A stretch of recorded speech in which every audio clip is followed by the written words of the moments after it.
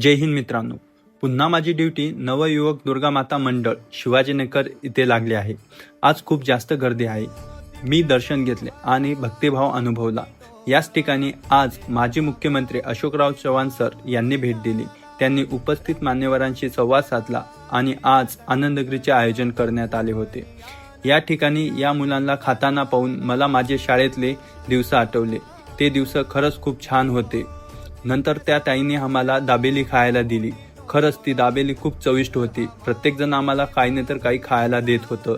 नंतर दांडियाला सुरुवात झाली, ते तुम्ही पाहू शकता। जय हिंद, जय महाराष्ट्र।